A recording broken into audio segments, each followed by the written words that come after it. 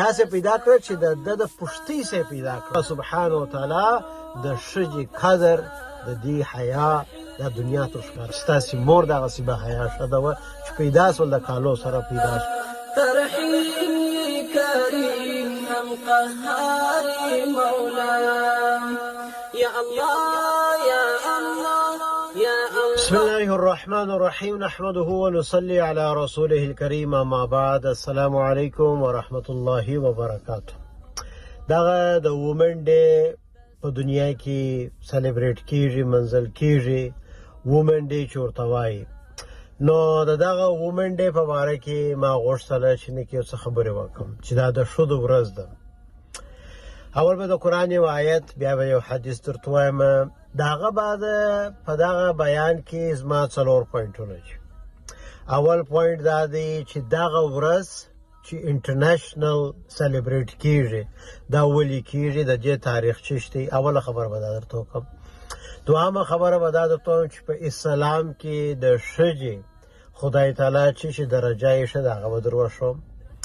درېیمه خبره به زه دا در وښیم چې دا زموږ او د دې د اسلام په مابینځ کې څه شی فرق دی. د ښځو په باره کې چې حقوق چې زموږ او د دې څه فرق دی. او څلورمه خبره دا درښوم چې دا د ښځو سره چې ظلم کیږي په هغه باره کې به خبرې وکړم. نو 4 پوینټونه دي.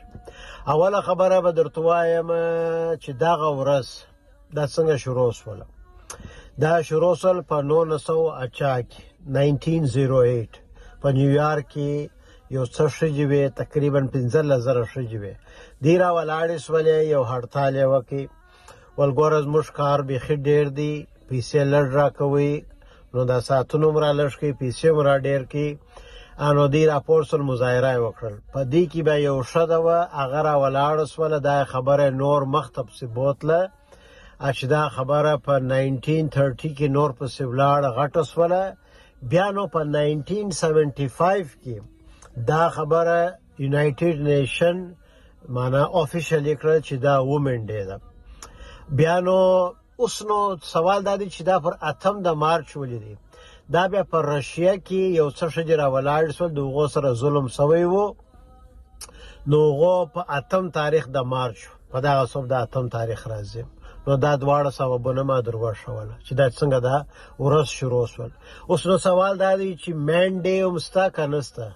د نارینه ورځ و په 1990 کې مین ډے د نارینه ورځ هغه هم شروع شول. دا خبره.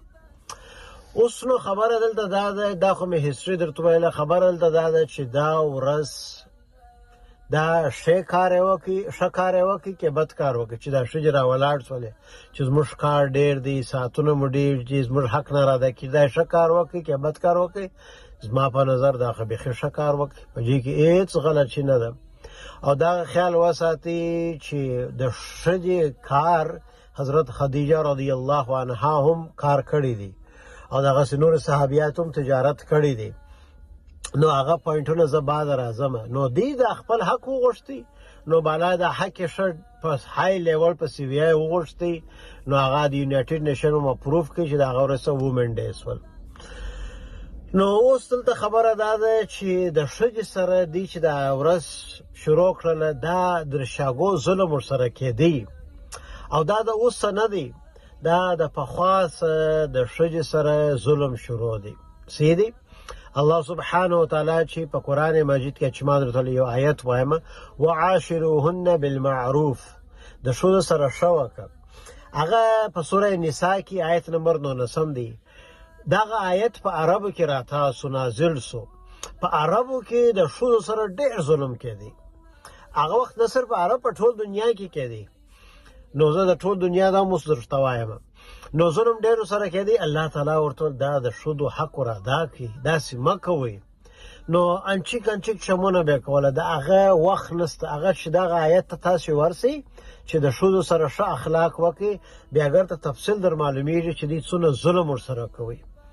او حتی کې خو موږ ټوله په خبر یو چې لور بیا پیدا شوله ژوندۍ به ښخه کړله یا به دغسې غاړه خپه ورکړه مړه به یې کړل یا به یې ژوندۍ ښخه کړله. نو الله سبحانه وتعالی دا قرآن آیت راته کړي. او بیا دغسې رسول الله صلی الله علیه وسلم ویلي دي چې د ښځو سره شبکه هغه حدیث په نظر اعظم. نو دا ظلم ګوره ښځه کمزوره ده، د ښځې سره ظلم اوس هم کېږي.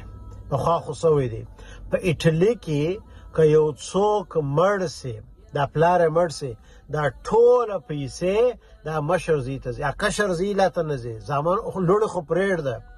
نو اسلام رالی د لور دغه ورشوي چې یا لور خور معاینات دی ښځې هم حق لري، که یو څوک وفات شي په پیسو کې دی هم حق لري. دا اسلام ورشوي. بل چې ظلم ورسره کېږي د یو باچا به 400 معاینې وي، 700 معاینې وي. نو د دې حق څوک ادا کولی شي د 400-500؟ نو دا چې شي کول استعمالول ظلم ورسره کوي. نو د ښځې سره ظلم شروع دی د پخوا څخه اوس هم شروع دی، ولې کمزوره ده. نو دې سره هر یو ظلم کوي. نو اسلام اوس په دې باره کې څه وایي؟ نو اول خو ما د ورځ په باره کې درته ویله، دا ورځ کم غلط شی نه دی. و دا یوه ورځ به چې نه عمرې به چې د ښځې سړی ټیک کیر وکړي، مګر یوه ورځ نه ده. خو بهرحال دا ورځ کم غلطه نه ده. اوس نو درېیمه خبره دا ده، اول مې هسټري درته ویله، دوهم د دې سره چې ظلم کېږي هغه مې درته ویله، چې اوس هم ګوره چې یو ښځه بد کار وکړي او سړی بد کار وکړي، د سړي سره څونه نوم یې بدنامه کېږي. او بعضې وخت داسې نارینه ومې چې طلاق هم نه ورکوي او حق هم نه ادا کوي، نه طلاق ورکوي چې ځه ولاړ شه ازاده، نه د دې نفقه او ډوډۍ دا شیان ورکوي. نو نه غواړم چې بیان وشي. نو ظلم خو شروع دی. اوس نو په اسلام کې د ښځې قدر ووله، عجیبه قدر یې دی. یو صحابي و القمه رضی الله عنه، دا خبره چې ما ویله عجیبه خبره ده. وای نارینه چې هر څونه د خدای ولی سي، د ښځې مقام ته دی نسي رسېدلی. هغه څنګه؟ هغه داسې چې خدای تعالی ورته ګوره چې هر څونه ته د خدای ولی سي، دغه مور چې ده در دغه پښو لاندې جنت دی. اوس نو القمه رضی الله عنه یو صحابي دی، دی د مرګ پر وخت کلمه نسی ویلی. ولې نسی ویلی؟ مور یې ځینې خوابجه و. رسول صلی الله علیه وسلم ته دعال ورلی، ول راوړه لرګیان راوړه چې زه وسوځم. چې مور یې خبره سره ولې دا کوي یا رسول الله؟ ول نو که ته نه وبخښه دی په دوزخ کې سوځل کېږي، ویې بخښه. خدا و چې دی وبخښي هلته د کلمه لا اله الا الله محمد رسول الله ویله. دا د مور قدر په اسلام کې دی. د لور قدر څونه دی؟ ګوره اسلام کې د ښځې خدای تعالی چې مقام یې ښه دی. لور چې ده ستا لور، رسول صلی الله علیه وسلم ویلي وایي که ته د خپل لور ټیک کیر وکړې، تربیه ورکړې، ښه تعلیم ورکړې، ښه ډوډۍ و کالي و شان ورکړې، په جنت کې زه و ته به داسې یو که هاتین، کله دا دوې ګوتې چې سره نږدې دي، ما و تا به داسې سره نږدې یو. نو نورې کیسې ما لیکلي دي، هغه بیان دی الریډي وړ سو، زه نه غواړم چې نورې کیسې د ښځو په باره کې وکړم.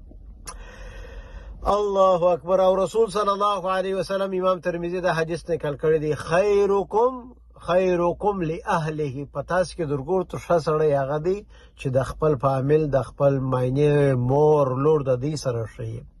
وانا خیرکم لاهلی، او زه په تاسو ټولو کې درګور ته خپل فامیل لپاره ښه یم. اوس نو ګوره فرق یې چې سو، ما د آخري پوینټ ته رالم بالا.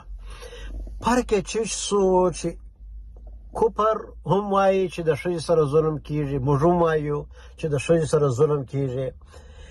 فرق یې صرف دغه دی، ګوره دی چې د ښځې خبرې شروع کړي، هغه د حق څخه شروع کړي، بې حیایي ته یې راولي.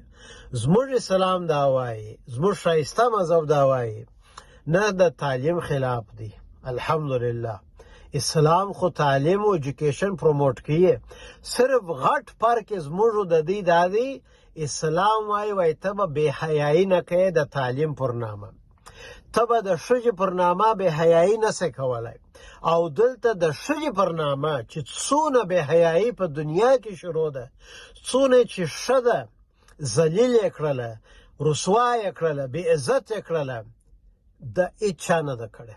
چې شي د پیسو په خاطر، د پیسو په خاطر څونه د ښځې قدر، معنا هغه مازې پیسې ورکړه، دا نعوذ بالله د خپل عزت په لاس درکړي. دا سوي دي که نه دي سوي؟ خپل عزت په لاس درکړي د پیسو په خاطر. دا ګرته شیان آفیشلي جوړ کړي دي، قانوني دي دا شیان. په یو اس کې دی دا قانون پاس کی چې د نن بعد څوک ابورشن نسی کولای.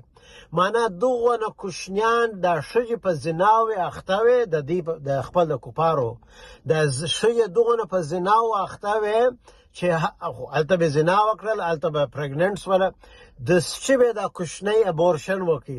معنا چې رئیس ته کې کوشنی ادي دا قانون پاس کی چې نه نه نه نه نه بالا ابورشن نسی کولای. نن ما په بی بی سی کې آرټیکل ویلی ول دا څونه غټ ظلم د شودو سره کوي چې د ابورشن اجازه نه ورکوي. معنا کې وکه حرام وکي اوس نو کوشنی په ناپامی کې پیدا سو یا پرګننټس ولا بالا جن ابورشن وکي نو کوشنی جزایه کینو ادي ورته یا دا خو غلط قانون دی، دا خو دغه خودي الته په پیدله چې د شودو سره معامله ګر سره اوس دغه سي بی عزت کړل. نو اسلام دا وایي ګوره د اسلام شده هیڅ څه نه راګرځي. خو ما درته ویله چې خدیجه رضی الله عنها تجارت کړی، خپل ځای مرکه ور واستول رسول صلی الله علیه وسلم ته. حضرت عایشه رضی الله عنها څونه د امت لپاره کار کړی. اسلام مازی دا وایي بې حیایي به نه کوي، خپل تعلیم جو وکړه، هر شی جو وکړه، بې حیایي به نه کوي. دوی خبرې به درته وکړم، بیان ختموم د بې حیایي په باره کې. په قرآن مجید کې د شودو کیسې راغلي دي مګر د ښځې نوم نه دی راغلی. یو ښځې نوم راغلی دی بیبي مریم، کنې د آسیه کیسه هم راغلی ده، حضرت عایشه کیسه هم راغلی ده، نور بیبیګانو کیسې هم راغلی دي رضی الله عنهن، مګر صرف د بیبي مریم نوم راغلی دی. هغه په جیسو برالی چې خلکو ویله ول دغه عیسی علیه السلام د خدای زوی دی. الله تعالی ورته نه نه نه نه دا د بیبي مریم زوی دی.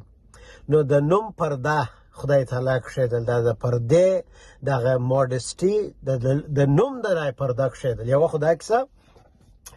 بله کیسه دا درته ده چې حضرت آدم علیه السلام چې خدای جوړ کړي دا د بدن لڅ پروت و، یو څو کاله لڅ پروت و. اگر چې ملایکو ورته کتله، ملایکې کم په زړه کې خواهش نه لري دي، ملایکې په زړه کې هېڅ خواهش نه لري. هغه نه حلال نه حرام نه وږي نه تږي، هغه د دې شیانو څخه پاک چې زموږ کم نه دي. مګر الله سبحانه وتعالی چې بیبي حوا پیدا کړله، د سیستم یې سره جلا کې الله سبحانه وتعالی داسې پیدا کړل چې د پشتۍ سه پیدا کړل، او چې دا پیدا یې کړله په کالو کې وه. او الله سبحانه وتعالی آدم علیه السلام ته وویله دورته دا څوک ته ول دا ستا کور والا ده. کنیا الله تعالی دا هم کولی چې دا هم دغسې پرې ایستلی وای، څو عمر بیا یې سا پشکې اچولی وای. خو د آدم علیه السلام څو عمر بعد د خمیر جمع سو، بیا څو عمر بعد الله تعالی سا پشکې واچول. مګر د بیبي حوا ډایرکټ پیدا کړله د پشتۍ سه او په کالو سره. کنې ملایکې دا شان هغه نه به پوهېږي چې دا لڅ پټ نه به پوهېږي. خدای تعالی دا ګر سره په د دې په وینو کې په انګریډینټس کې په ماده کې دا شی نسته. مګر الله سبحانه وتعالی د ښځې قدر د دې حیا دا دنیا ته ښکاره کوله چې ستاسې مور دغسې به حیا ښځه وه چې پیدا سول د کالو سره پیدا سول.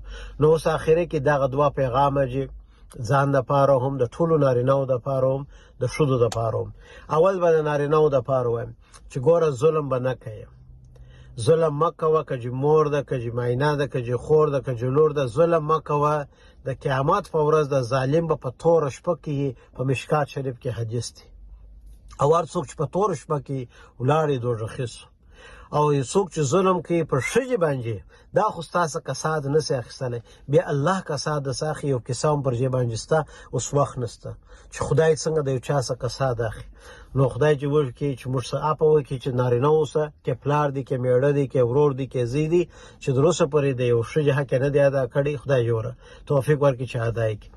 د ښځو دپاره، د خویندو دپاره دغه پیغام دی چې ګوره زموږ اسلام چې څونه ښځو ته عزت او احترام ورکړی دی، اوس د هغه شکر دا دی چې موږ خپل تعلیم، موږ خپل سوشل لایف، روزانه لایف حیا د لاسه ورنکړو. د دا موږ ته اسلام یو ډیګنیټي یو آنر یو ریسپیکټ راکړی دی دا ښځو ته دا باید چې زموږ شکر دی چې دا خپل شیان د لاسه ورنکو دغه یورپ دغه وطنونه چې د ښځو حق وایي اکه شوای مګر دی دا بیا دا ډایرکشن او تور شپه دوزخ ته بیا زموږ اسلام هم حق وایي د ښځو مګر دا ډایرکشن یې داسې بیایي چې آخر ته جنت ته څوک رسي نو ښځو څه دا ګزارش دی چې خپل دین خپل اسلام جی شکر ادا کی او بکمل بحیا ژوند شروع کی خدای تعالی جی مشتول ته توفیق راکړي چې یو د بل حق سره ادا کو واخر دعوانا ان الحمد لله رب العالمین